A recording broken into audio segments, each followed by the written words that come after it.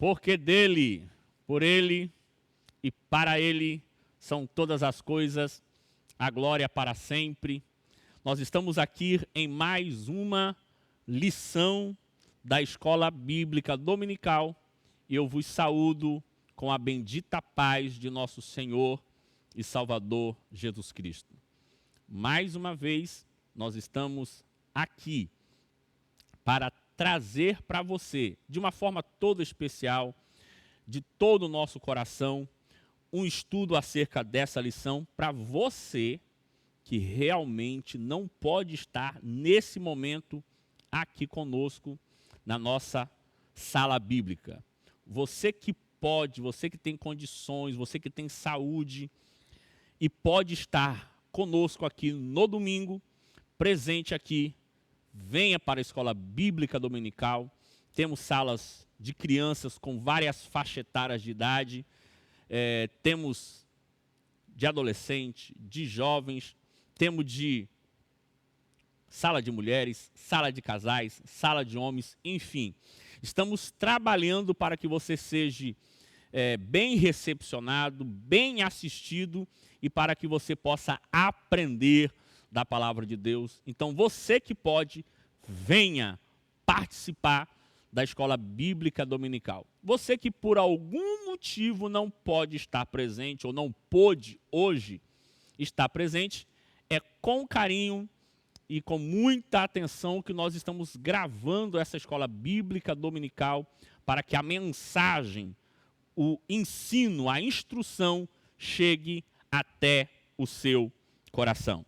Hoje estaremos falando da lição de número 5 da nossa revista. Nossa revista, que você sabe, que trata acerca do corpo de Cristo, acerca da igreja.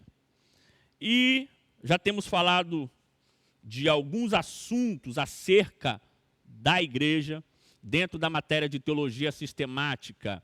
Essa aula é chamada de eclesiologia, estudo da igreja, e você está podendo ter aqui na Escola Bíblica Dominical um estudo teológico, um estudo acerca da igreja, mas, claro, participando da maior escola teológica do mundo, que é a Escola Bíblica Dominical. Muito bem. Então eu convido você que tem revista a pegar a sua revista. Se você não tem revista, você pode pegar sua Bíblia. Pegue um caderno e anote. Eu sempre costumo chamar de kit BCC. Bíblia, caneta e caderno. Ok? Nós vamos neste momento falar sobre a missão da Igreja de Cristo. Lição de número 5. A missão da Igreja de Cristo. Essa é a nossa lição na data de hoje. Vamos ler o texto áureo da nossa lição. O texto áureo da lição diz assim: e perseveravam na doutrina dos apóstolos, e na comunhão, e no partir do pão, e nas orações. Daqui a pouco a gente fala um pouco melhor sobre esse texto áureo, porque ele também faz parte da leitura bíblica em classe. Verdade prática. Verdade prática. Como o sal, fora do saleiro, cumpre a sua função de salgar, assim a igreja, quando adora e discipula, testemunha das insondáveis riquezas de Cristo. Nós vamos ler a nossa leitura bíblica em classe. A nossa leitura bíblica em classe está em Marcos, capítulo 16, versículo 14 ao 20. Recomendo que você pegue a sua Bíblia, caso você não tenha revista, pegue a sua Bíblia e abra em Marcos, capítulo 16, versículo 14 ao 20, que é a nossa leitura bíblica em classe. E aí já quero trazer para você que tem pelo menos nessa leitura bíblica em classe, tem pelo menos 4 chaves poderosas sobre a tarefa, sobre a missão da igreja envolvendo esse texto. Tem aqui pelo menos 4 chaves poderosas que eu vou ler com vocês e quero que você anote essas 4 chaves. De início já pode anotar as chaves e depois você vai encontrar essas chaves na leitura. A primeira chave é a chave da correção. A primeira chave é a chave da correção. Marcos capítulo 6, versículo 14, diz assim: finalmente apareceu aos 11, quando eles assentados juntamente, e lançou-lhe em rosto a sua incredulidade. Jesus está lançando ao rosto dos discípulos a incredulidade deles e a dureza de coração por não haverem crido nos que tinham visto já ressuscitado. Primeira chave desse texto é a chave da correção. Jesus está corrigindo os discípulos por eles terem se mantido incrédulo, por eles terem se mantido duros de coração. Então, dentro dessa visão da grande comissão da igreja, o texto começa com correção. E nós não podemos deixar de fugir das correções quando são necessárias. Então, primeiro vem correção. Segunda chave vem missão. Após Jesus corrigir os seus discípulos, ele agora vai missionar os seus discípulos. Vai dar a missão dos discípulos. Então essa é a segunda chave. A chave da missão. E nessa chave da missão tem pelo menos 3 características dentro da chave da missão. Vamos ler. Vamos ler. O que eu estou fazendo com você é interpretação e aplicação de texto. Estou fazendo a leitura bíblica em classe, interpretando e aplicando o texto para a nossa edificação. Versículo 15 diz assim, depois dele corrigir, versículo 15, e disse-lhes: ide por todo o mundo, pregai o evangelho a toda criatura. Isso aqui é missão. Isso aqui é missão. Qual é a missão da igreja? Primeiro, pregar. Primeira missão da igreja é pregar. Versículo 16. Quem crer e for batizado será salvo, mas quem não crer será condenado. Segunda missão da igreja, batizar. Primeira missão da igreja é pregar. Segunda missão da igreja é batizar. Versículo 17. E estes sinais seguirão aos que crerem. Ser a missão da igreja, operar sinais. E isto está englobado na missão. A igreja prega, batiza e opera sinais. Estão interligados. Por isso que nós, crentes pentecostais da Assembleia de Deus, cremos que os sinais de milagres, de cura, de operações de maravilhas é para hoje. É para os nossos dias. E quais são os sinais? Quais são os sinais? Ainda no versículo 17. E estes sinais seguirão aos que crerem. Primeiro sinal, em meu nome expulsarão demônios. Segundo sinal, falarão novas línguas. Versículo 18, terceiro sinal, pegarão nas serpentes. Quarto sinal, se beberem coisa mortífera não lhe fará dano algum. Quinto sinal, imporão as mãos sobre os enfermos e os curarão. Então nós temos aqui já duas chaves, a chave da correção e a chave da missão. A chave da correção é quando ele lança em rosto a incredulidade dos discípulos. Segundo, a chave da missão, e na chave da missão é pregar, batizar e operar sinais. Agora vem a terceira chave, a chave da ascensão de Cristo. A chave da ascensão de Cristo. Ora, o Senhor, depois de lhe ter falado, foi recebido no céu e assentou-se à direita de Deus. Por que esta chave é importante? Porque o mesmo Jesus que corrigiu, o mesmo Jesus que missionou a igreja, é o mesmo Jesus que hoje está sentado à destra de Deus com poder. E nós estamos aqui representando ele, porque antes dele subir, ele nos deu autoridade para representá-lo. E essa autoridade ele exerce do trono. Então a terceira chave é a chave da ascensão. Quarta e última chave aqui desse texto de Marcos, versículo 20. E eles, os discípulos, tendo partido, pregaram por todas as partes. Aí entra a quarta chave. Cooperando com eles, o Senhor, e confirmando a palavra com sinais que lhe seguiam. A chave da cooperação.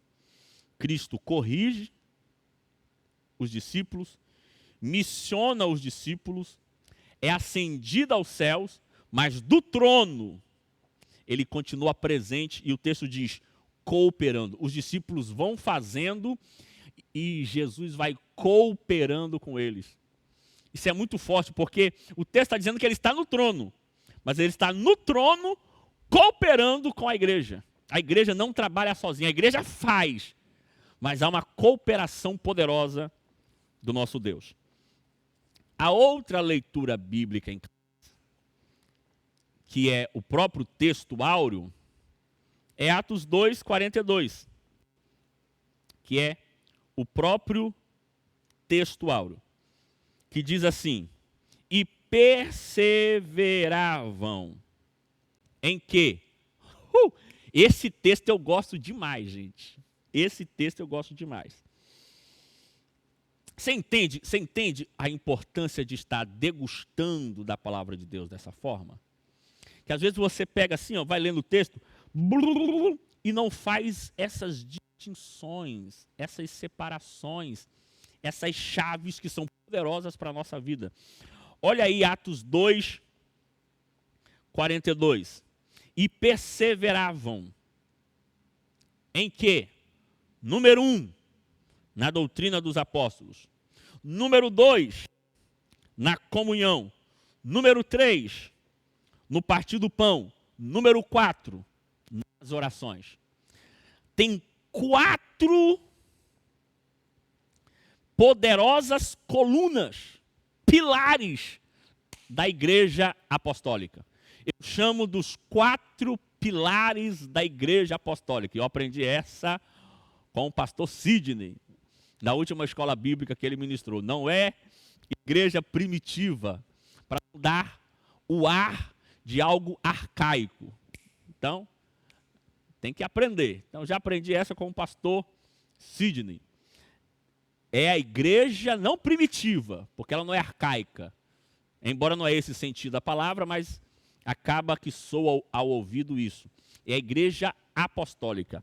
Quais são os 4 pilares da igreja apostólica? Atos capítulo 4, Atos capítulo 2, versículo 42. Repetindo, quais são os 4 pilares da igreja apostólica? Atos 2, 42. Diz assim: e perseveravam, em primeiro lugar, perseveravam na doutrina dos apóstolos. O primeiro pilar, ensino da palavra. A palavra doutrina significa ensino. E na comunhão, segundo pilar, relacionamentos saudáveis. Terceiro pilar. E no partir do pão, ação social. E o quarto pilar, nas orações, espiritualidade. A igreja apostólica vivia esses 4 pilares. Número 1, doutrina dos apóstolos. Número 2, comunhão. Número 3, partir do pão. Número 4, orações. Isso fala de ensino da palavra. Isso fala de relacionamentos saudáveis. Isso fala de ação social. E isso fala de espiritualidade. Esses 4 pilares da igreja apostólica precisam estar em nossa igreja, em nossa vida, nos dias de hoje. Nos dias de hoje. Muito bem. Mas a nossa lição, ela traz 3 tópicos. Você vai entender aí, vai aparecer neste momento o slide para você. E no slide você está vendo aí que a nossa lição de hoje trata de 3 tópicos. O comentário da lição escreveu: primeiro tópico, pregação e instrução. Segundo tópico, adoração e edificação. Terceiro tópico, comunhão e socialização. Pode deixar o slide aí, Perceba que em cada tópico são duplo. Pregação e instrução é duplo. Adoração e edificação é duplo. Comunhão e socialização é duplo. E aí tem os textos de cada um. O que eu quero fazer com vocês? Pode tirar o slide, por favor. O que eu quero fazer com vocês?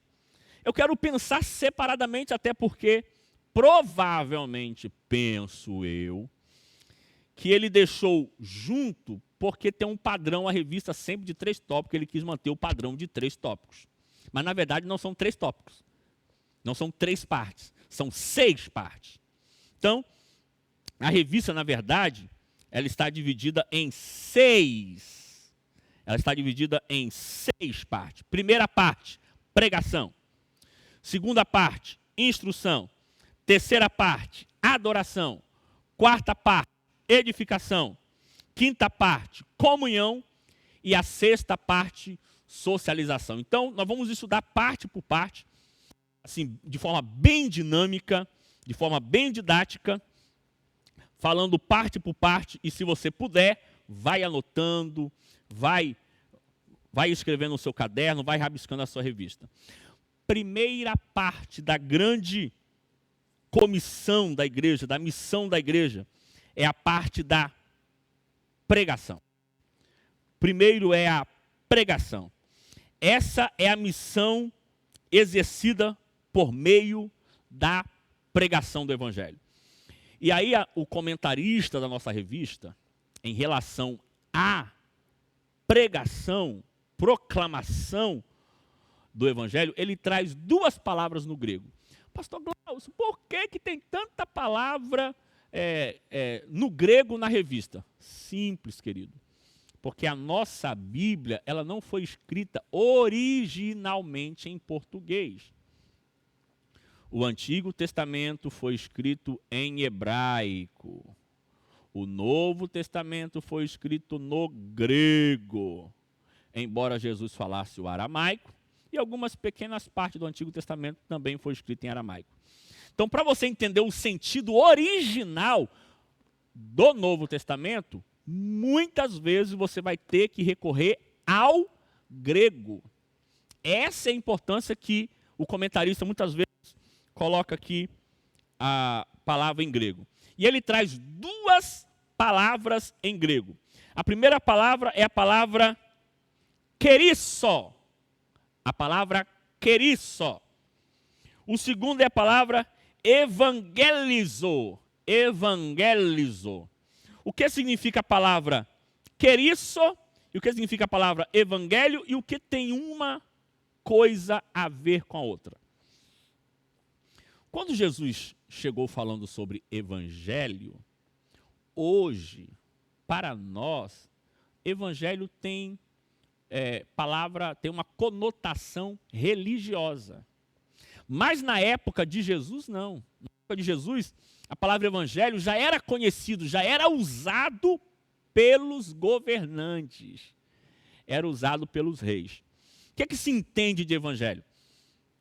Quando o governante, ele precisava, na época não tinha televisão, não tinha internet, como você tem agora e está me vendo, não tinha rádio. Na época, a única coisa que tinha era cartas. Então o rei escrevia uma carta, um rolo, uma mensagem, e mandava que o queriço, que é o que está trazendo na revista, o queriço. O que é queriço? O arauto. Arauto, queriço, era um mensageiro que ia pelas províncias levar a carta, a notícia do rei. Aí esse queriço, este arauto, chegava nas províncias e tocava uma buzina, uma trombeta. As pessoas ouviam o barulho da trombeta, saíam de casas, iam para a praça, e este queriço, arauto, lia: assim diz o rei para esta província, a partir de hoje fica determinado tal e tal e tal coisa.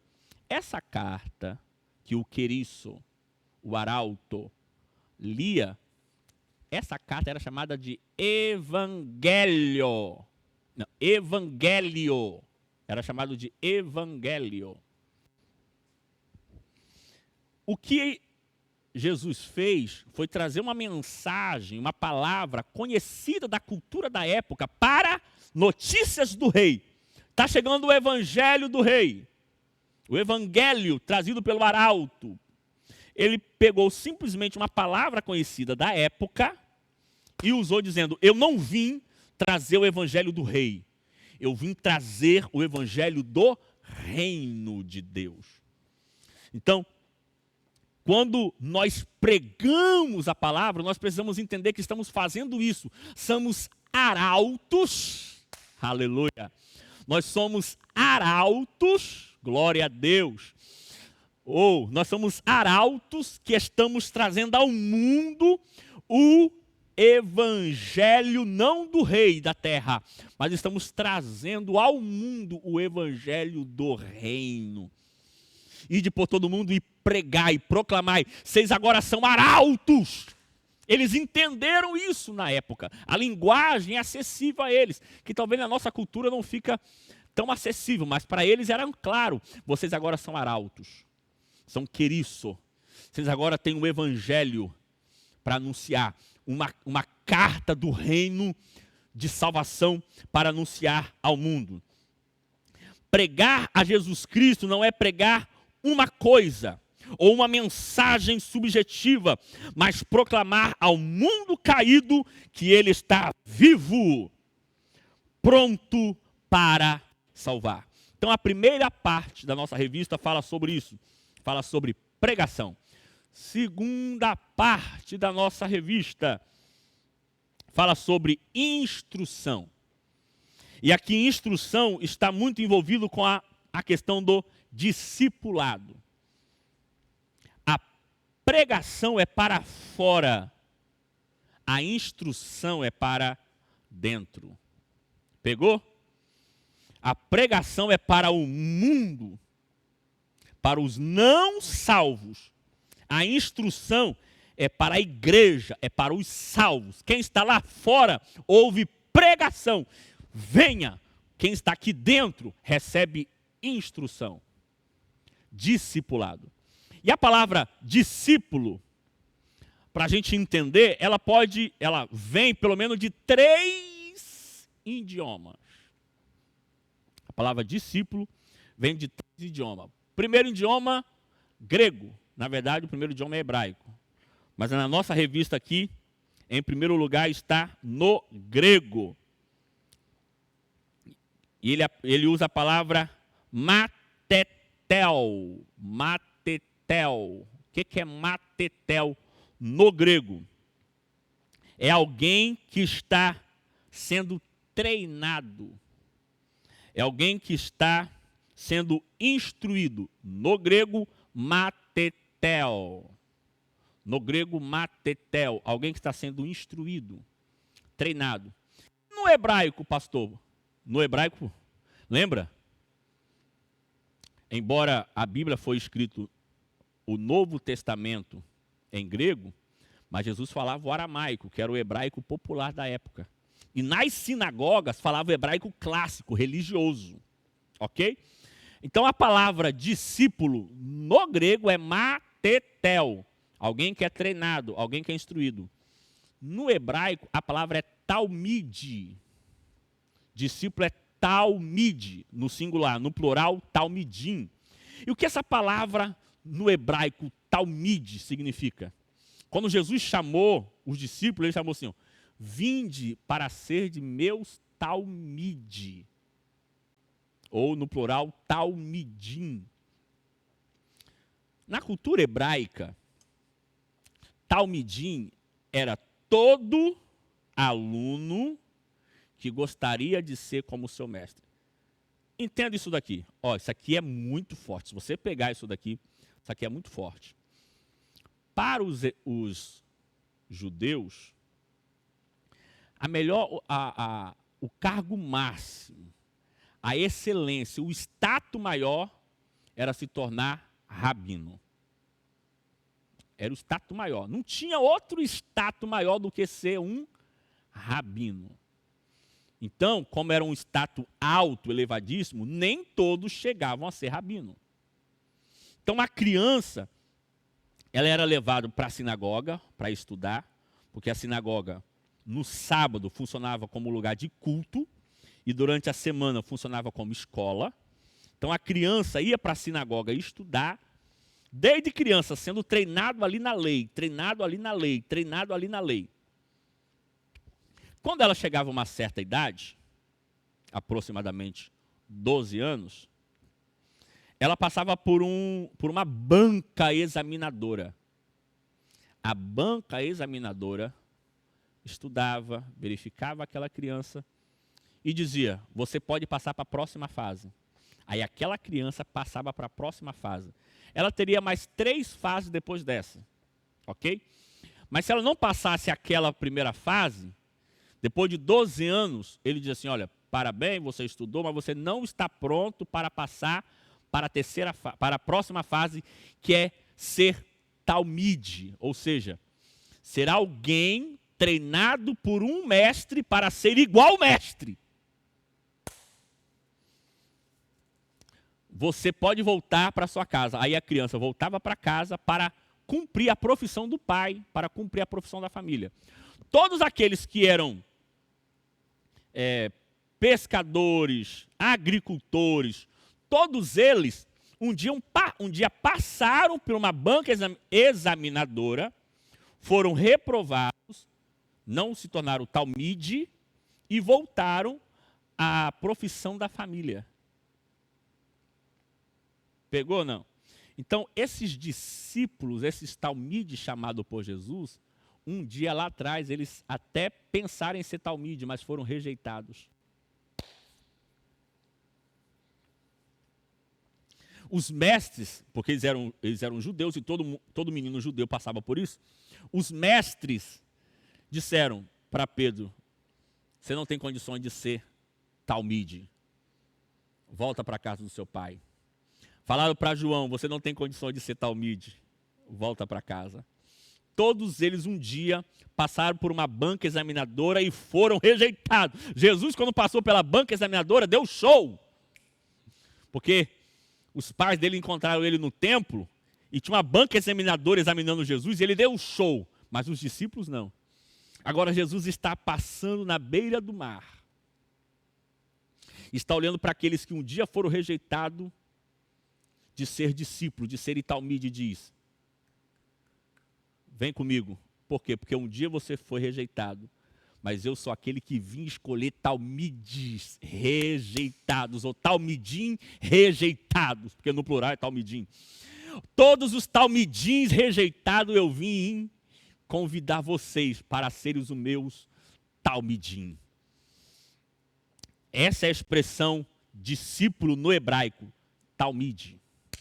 Você tem no grego, que é matetel, você tem no hebraico, que é talmide, e você tem no latim, que é discípulos. A expressão no latim para discípulo tem a mesma raiz da palavra disciplina, que significa seguir passo a passo. Disciplina ou discípulo, no original, significa seguir passo a passo. Então, o que é instrução? O que é discipulado, se não isso? Nós seguirmos os passos de Cristo para sermos igual ou iguais a Cristo. Essa é a expressão instrução.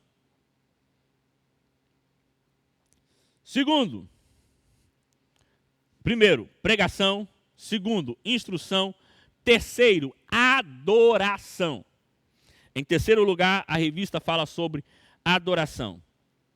No contexto bíblico, a adoração significa dar a glória devida somente a Deus. Lembra da mulher samaritana? A mulher samaritana conversa com Jesus no diálogo, e no diálogo que ela percebe que Jesus é profeta, ela pergunta para Jesus assim: onde é o lugar de adorar? Porque vocês judeus dizem que o lugar de adorar é em Jerusalém. O samaritano diz que o lugar de adorar é no Monte Gerizim. Ela olha para Jesus e diz: já que tu és um judeu, me diga, qual é o lugar da adoração? Jesus olha para ela e diz: mulher, vós adorais o que não conheceis. Nós adoramos o que nós conhecemos, porque a adoração vem dos judeus. Mas vem a hora, e já chegou, em que os verdadeiros adoradores adorarão ao Pai em espírito e em verdade. Parafraseando ou trazendo à luz o que Jesus está falando para aquela mulher é: mulher, o lugar de adorar não é nem em Jerusalém e nem no monte de Samaria.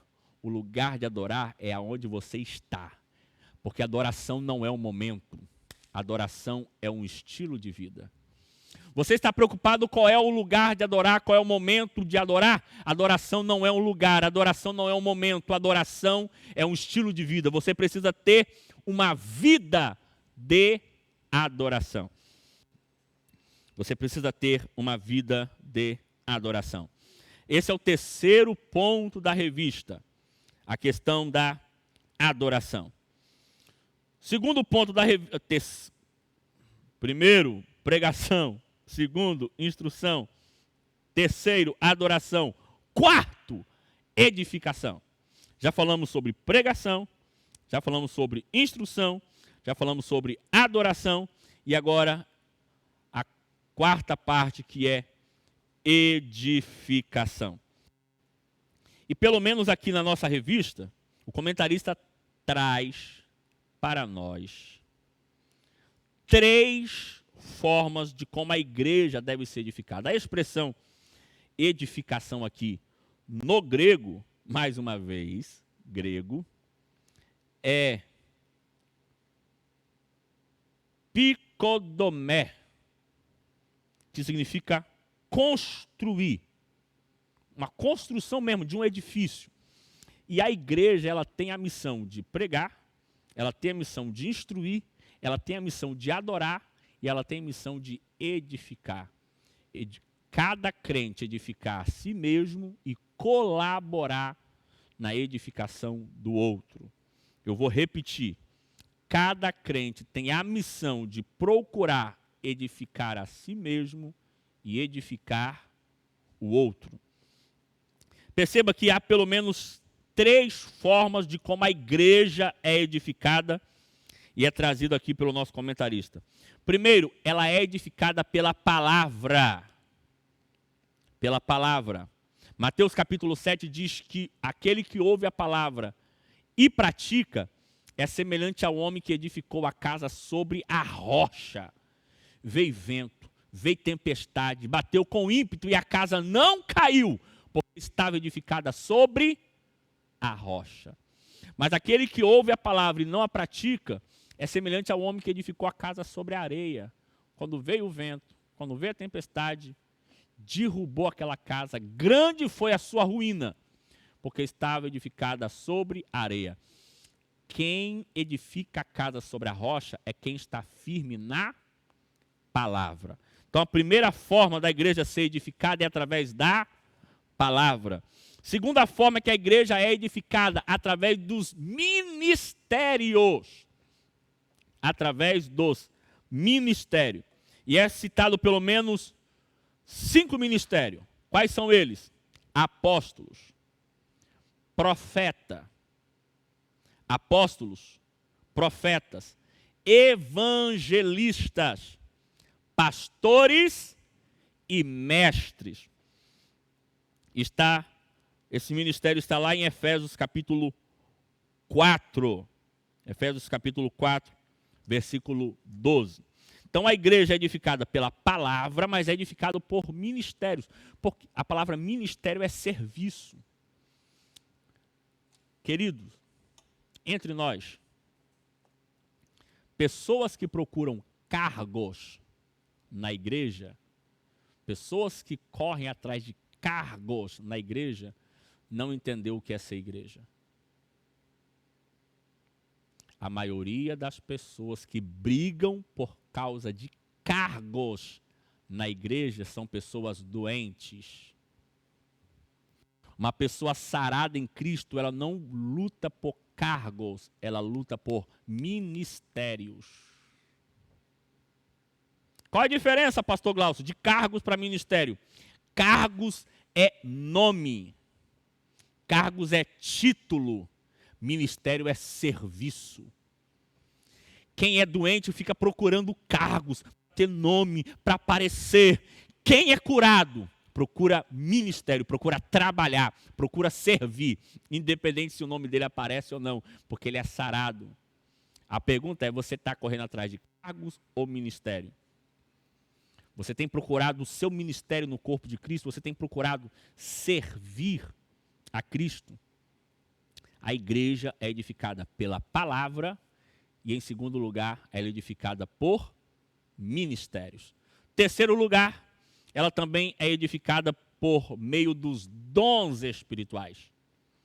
A igreja ela é edificada por meio dos dons espirituais, que são basicamente os 9 dons espirituais escritos lá em 1 Coríntios capítulo 12. Deixa eu ver se eu lembro dos 9 dons de cor.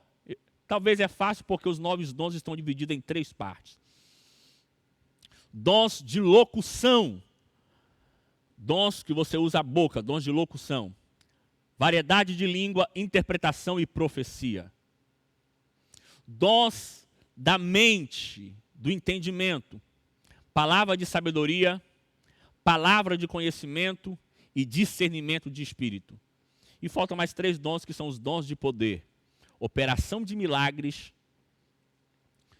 cura, dons de curar e, em terceiro lugar, fé, dom da fé. Esses são os 9 dons que, distribuído na igreja, edifica o corpo de Cristo. Vamos lá, nós já falamos sobre pregação, sobre instrução, sobre adoração.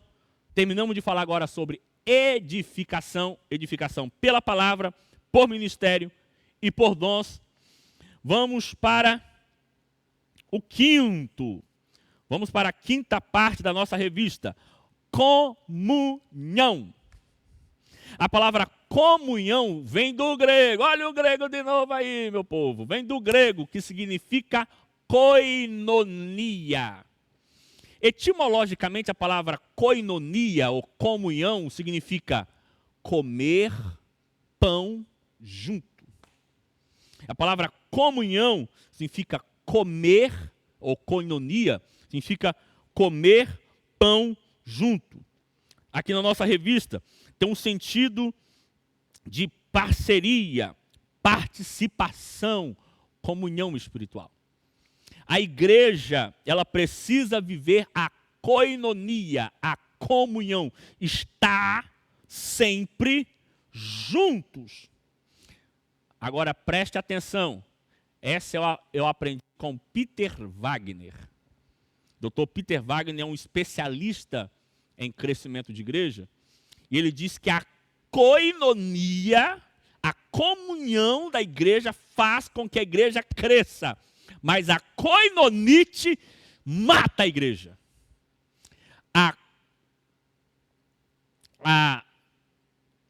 A koinonia, porque são duas palavras que se parecem, a koinonia, que é a comunhão, faz a igreja crescer. A koinonite faz a igreja morrer. Qual é a diferença de koinonia para koinonite? Koinonia é uma comunhão que o povo está tão unido, tão comunhão, que eles vão crescendo. Essa comunhão, eles estão tão juntos que eles vão trabalhando e vão crescendo. É comunhão, é todos juntos trabalhando. A koinonite é uma igreja que tem tanta comunhão que ela se fecha para quem está lá fora. Peter Wagner chama isso de koinonite. Ai, eu me amo, nós nos amamos, se amam tanto que se fecham.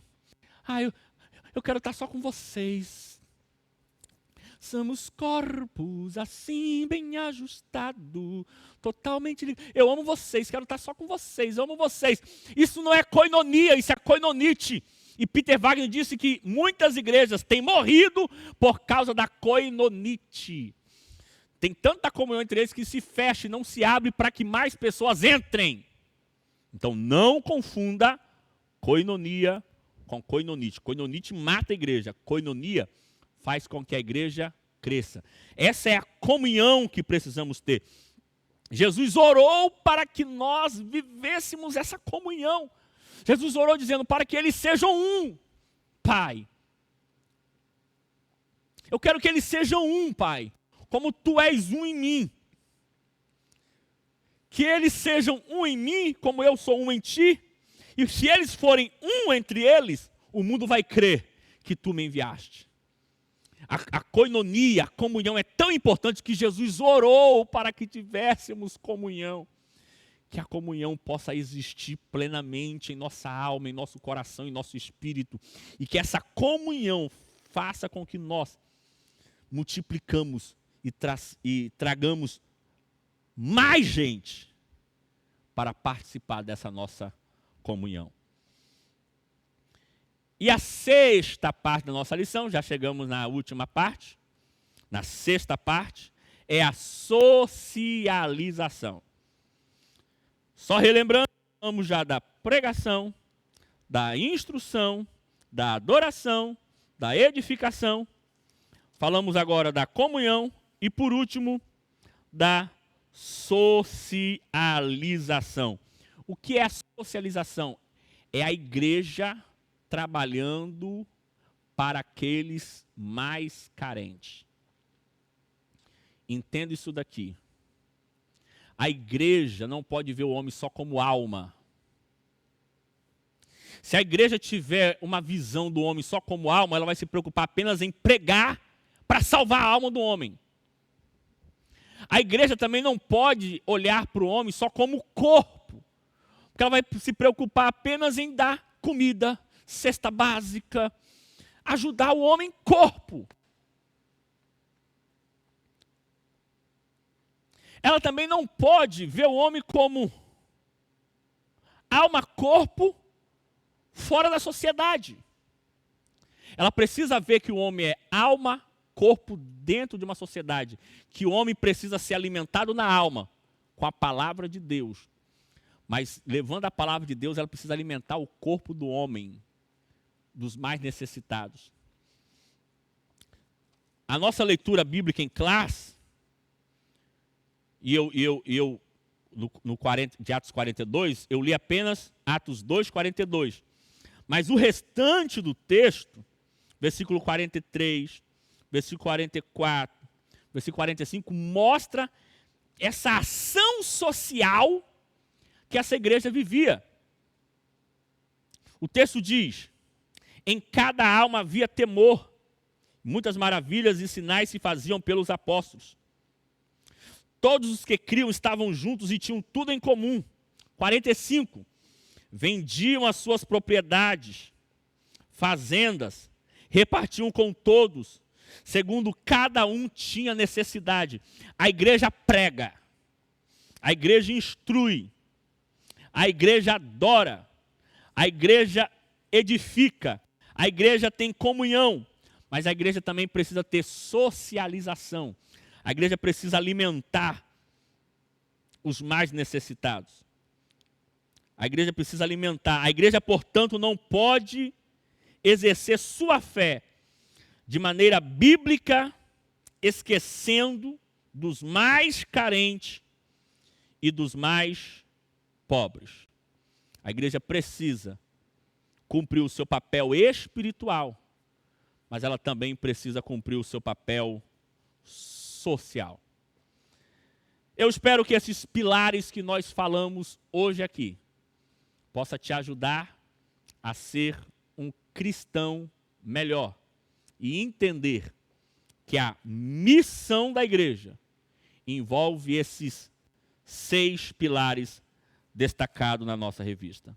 A missão de pregar, a missão de instruir, a missão de adorar, a missão de edificar, a missão de comunhar e a missão de socializar. Que possamos cumprir a nossa tarefa, a nossa missão como igreja. Eu quero orar por você, quero orar pela tua vida, por todos nós, para que nós como igreja possamos cada vez mais cumprir a nossa missão. Oremos. Pai, queremos te agradecer por este momento de escola bíblica dominical. Que aquilo que as minhas palavras não teve condições de fazer, aquilo que as minhas palavras não teve condições de ir, que o Senhor possa ir além das nossas palavras. O seu Espírito é mais poderoso do que as nossas palavras. Nossas palavras são humanas, mas o seu Espírito é poder. Que possamos ser igreja, cumprir esses pilares da nossa grande tarefa, da nossa grande comissão. Nós te agradecemos em nome de Jesus. Deus te abençoe. Se Deus assim permitir, nos vemos em uma próxima programação, em um próximo momento. Que Deus te abençoe. Lembrando que nós temos culto hoje à noite. Hoje é o primeiro domingo do mês e hoje temos ceia do Senhor. Não deixe de estar conosco na ceia do Senhor hoje à noite, que com certeza será uma noite de festa espiritual para todos nós. Deus abençoe em nome de Jesus.